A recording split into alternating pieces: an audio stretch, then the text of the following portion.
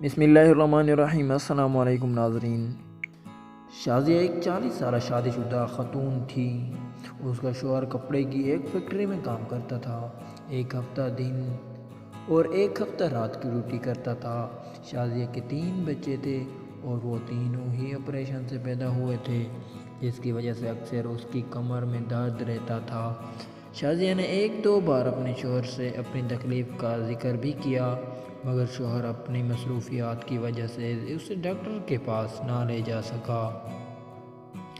ایک رات شازیہ کی تکلیف میں اضافہ ہو گیا اور اس وقت اس کا خاوند کام پر تھا اور بچے بھی چھوٹے تھے اور گھر میں کوئی ایسا شخص موجود نہیں تھا جو شازیہ کو ہسپتال لے کر جاتا، لیکن درد کی شدت اس قدر زیادہ تھی کہ شازیہ برداشت نہ کر سکی اور اکیلی ہی ہسپتال کی طرف چل پڑی۔ ہسپتال پہنچ کر اس نے اپنا نمبر لکھوایا اور ویٹنگ روم میں باری کا انتظار کرنے لگی۔ تھوڑی دیر کے بعد اس کا نمبر آ گیا اور وہ ڈاکٹر کی کیبن میں چلی گئی۔ بدقسمتی سے اس وقت کوئی نرس بھی موجود نہ تھی۔ ڈاکٹر کے پوچھنے پر شازیہ نے بتایا کہ بچوں کی پیدائش کے بعد میری کمر میں درد رہنے لگا، جس کی شدت اب مجھ سے برداشت نہیں ہوتی۔ شازیہ کی بات سن کر ڈاکٹر نے پاس پڑے بیڈ پر لیٹنے کا کہا۔ جب شازیہ بیڈ پر لیٹی تو ڈاکٹر نے چیک اپ کے بہانے اس کی کمر سے قمیض اٹھائی اور اس کی کمر کو اپنے ہاتھوں میں دبانے لگا۔ شازیہ یہی سمجھ رہی تھی کہ ڈاکٹر اسے معائنے کے طور پر ہاتھ لگا رہا ہے، لیکن شکل سے شریف نظر آنے والے ڈاکٹر کا اندر کا شیطان جاگ چکا تھا۔ وہ کمر پر ہاتھ پھیرتے ہوئے بولا، آپ کو انجیکشن کی ضرورت ہے، جس پر شازیہ ہاں میں سر ہلا دیا۔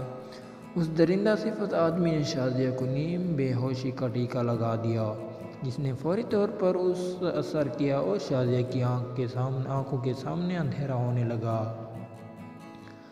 جب شیطان کو اس بات کا یقین ہو گیا کہ شازیہ اپنے ہوش و حواس کھو بیٹھی ہے تو وہ اسے اپنی جنسی ہوس کا نشانہ بنانے لگا۔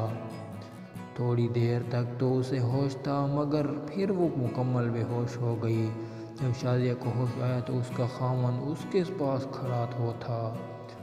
ہوش آتے ہی شازیہ نے اپنے خاوند کا ہاتھ پکڑا اور کہنے لگا، شازیہ فکر کی کوئی بات نہیں، اللہ کا شکر ہے تمہاری جان بچ گئی۔ ڈاکٹر نے بتایا ہے کہ تمہیں کوئی دماغی دورہ پڑا تھا، جس کی وجہ سے تم بے ہوش ہو گئی تھی۔ شازیہ کی آنکھوں میں آنسو تھے، مگر وہ اپنے شوہر کو کچھ نہ بتا سکی اور طبیعت ٹھیک ہونے پر اس کا خاوند اسے گھر لے آیا۔ پیارے دوستو، ہمارا مقصد ڈاکٹروں پر تنقید کرنا ہرگز نہیں۔ جس طرح 5 انگلیاں برابر نہیں ہوتی، اسی طرح سب ڈاکٹر ایک جیسے نہیں ہوتے۔ اگر آپ کو یہ کہانی اچھی لگی ہو تو پلیز میرے چینل پر اگر نیو ہیں تو ضرور سبسکرائب کریں۔